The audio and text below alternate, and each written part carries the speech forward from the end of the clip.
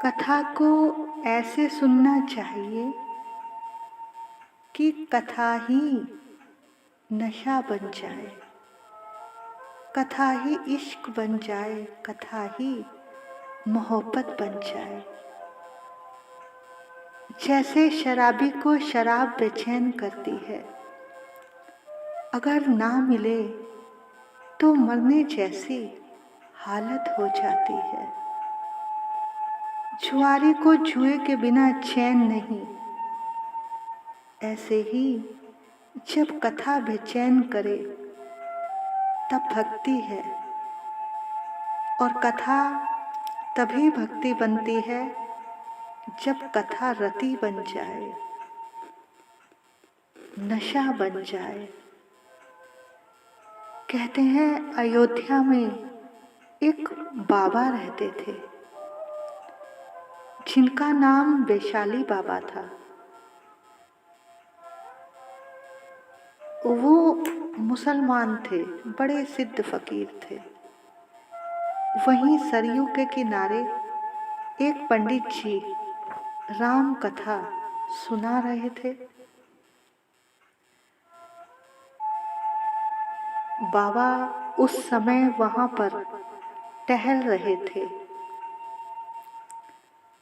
अचानक उनके कानों में जब राम कथा के शब्द पड़े, उन्हें कथा बड़ी अच्छी लगी। वो भी आकर कथा में बैठ गए और आरती होने तक कथा सुनते रहे। अगले दिन भी कथा का समय 2 बजे का था। वो 1:45 ही आकर बैठ गए। उससे अगले दिन भी वो समय से पहले ही आकर बैठ गए। वो अब सब काम छोड़कर कथा में आ जाते, कथा सुनते। उन्हें बड़ा ही आनंद आ रहा था। अब जब उनकी बिरादरी के लोगों को जब पता चला तो वो सब इकट्ठे होकर आए। बोले, बाबा तुम मस्जिद जाया करो, यहाँ क्यों जाते हो? लेकिन भैया, जिसे नशा चढ़ जाता है, इश्क हो जाता है, वो फिर बिन जाए नहीं रह सकता। उन्हें कथा का नशा था। वो अब सुने बिना रह नहीं सकते थे। इसी तरह से जब गोपियों के पति उन्हें रोकते थे तो वो रह नहीं पाती थी। इसी तरह एक गोपी ने जब कृष्ण की बंसी के स्वर सुने तो पति ने उसे एक कमरे में बंद कर दिया और गोपी अपने पति से कहती है, अरे तू तो मेरे शरीर का पति है, वो जो बंसी बजा रहा है ना, वो मेरी आत्मा का पति है। तू मेरे शरीर को रोक सकता है, मेरी आत्मा को नहीं। कहते हैं उस गोपी ने शरीर ही छोड़ दिया और आत्मा से, प्रभु से सबसे पहले मिलने चल दी और जाकर कहती है, प्रभु पता नहीं इस संसार में सब तुम्हारे बिना कैसे रह लेते हैं। मुझसे तो रहा ही नहीं गया, मैंने तो शरीर ही छोड़ दिया।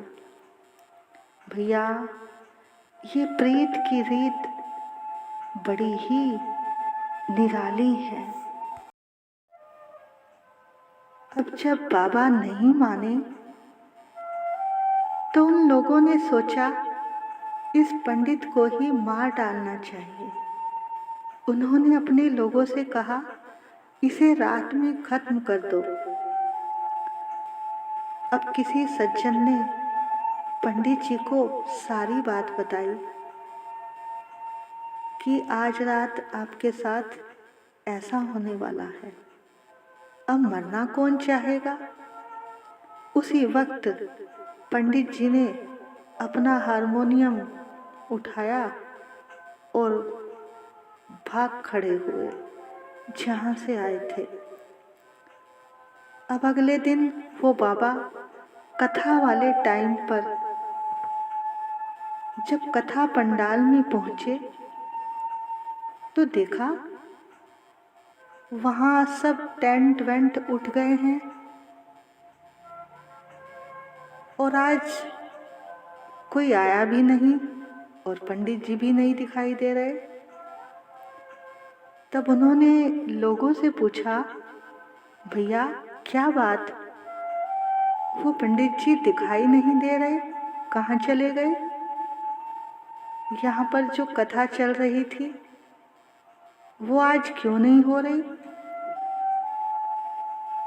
तो लोगों ने बताया, पंडित जी की जान को खतरा था, वो वापस चले गए, अब यहाँ कोई कथा नहीं सुनाएगा।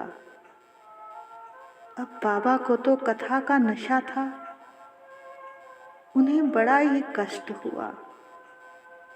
लोगों से पूछा, अरे कोई उसका पता ही बता दो।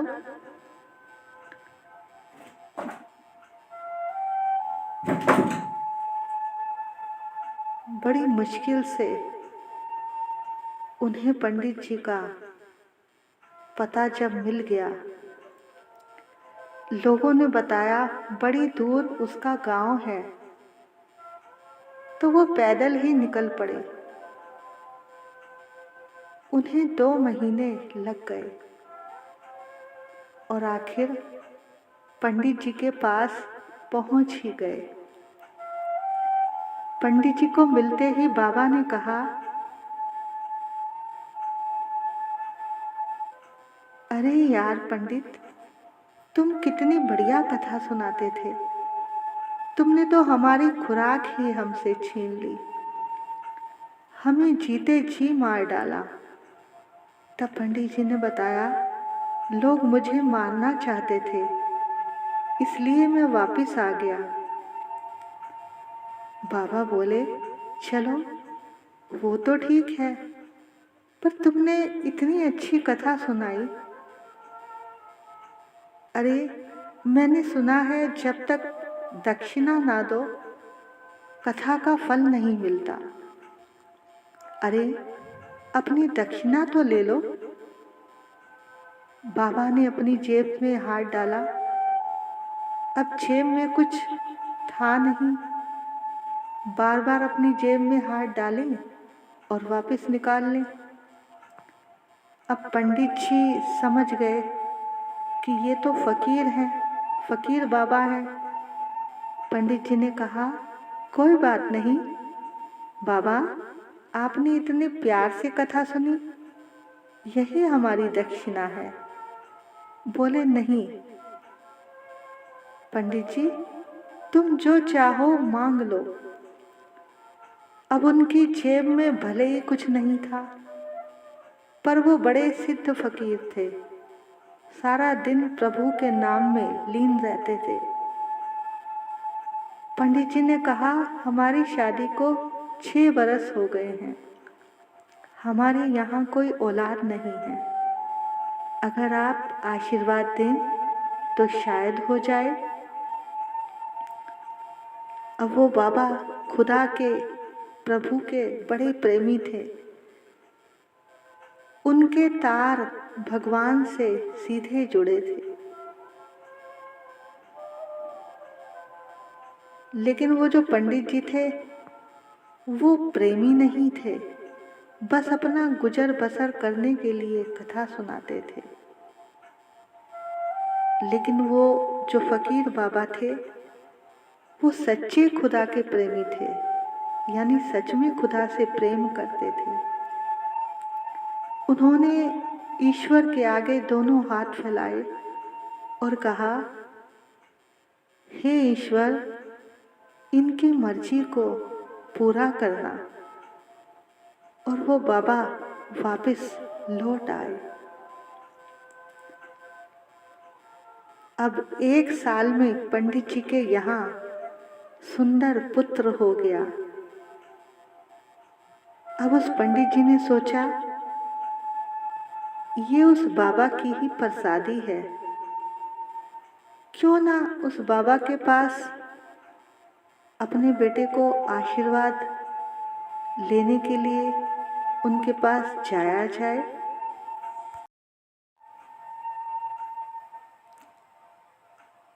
अब वो पंडित जी अपने पुत्र को उस बाबा से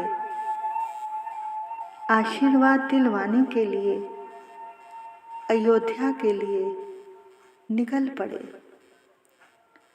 अब फकीरों का तो कोई ठिकाना नहीं होता,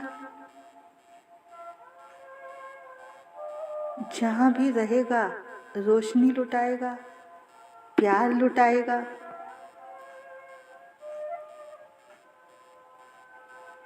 फकीरों का कोई आश्रम भी नहीं होता, वो तो आज यहाँ तो कल कहीं और।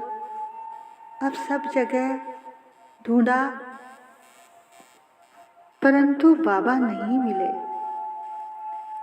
अब पंडित जी को याद आया कि उन्हें राम कथा का नशा था। उन्होंने सोचा, अब मैं कहीं ढूंढने नहीं जाऊंगा,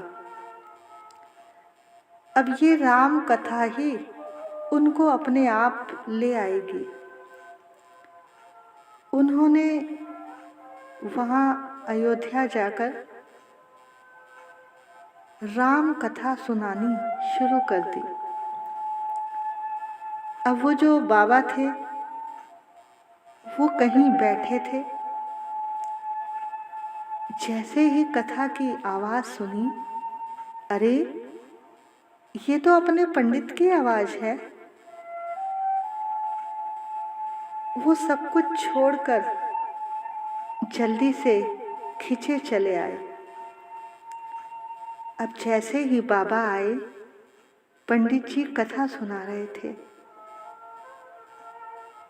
तो पंडित जी ने जैसे ही बाबा को देखा बड़े खुश हुए और वहीं व्यासपीठ से ही उठकर उन्हें प्रणाम किया और कहने लगे, बाबा ये आपके आशीर्वाद से हमारे यहाँ पुत्र हुआ है, इसे भी आशीर्वाद दो।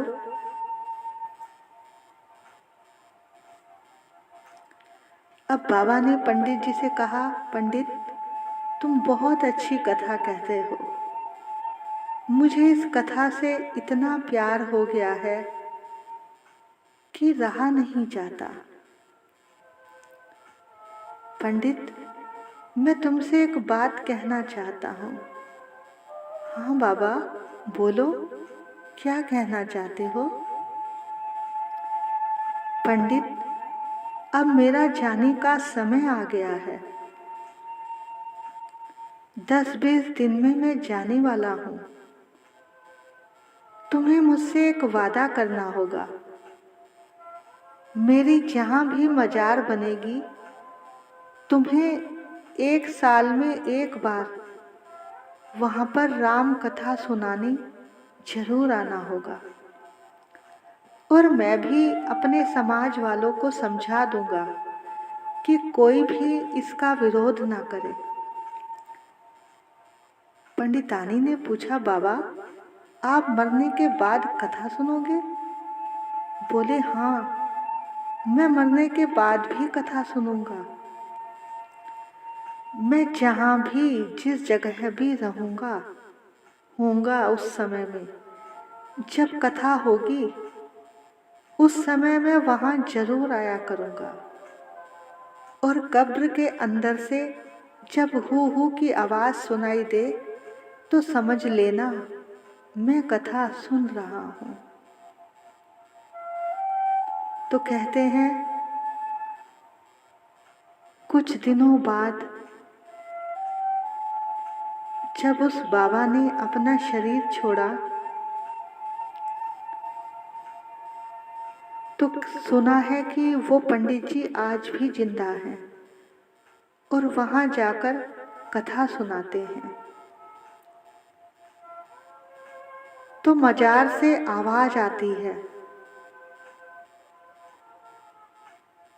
तो भैया इसे बोलते हैं नशा। जब कथा ही इश्क बन जाए, कथा ही मोहब्बत बन जाए, इसे कहते हैं भक्ति। तो भैया इस तरह की कथा सुनने से ही हमारा कल्याण होगा।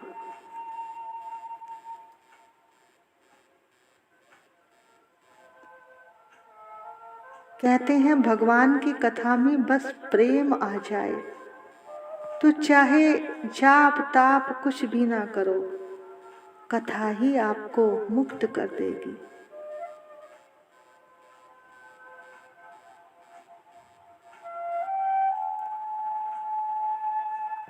देखो राजा परीक्षित ने ना कोई जप किया ना तप किया, केवल 7 दिन की भागवत कथा सुनने से ही उनकी मुक्ति हो गई, क्योंकि उन्होंने कथा को सुना नहीं, कथा को पिया था।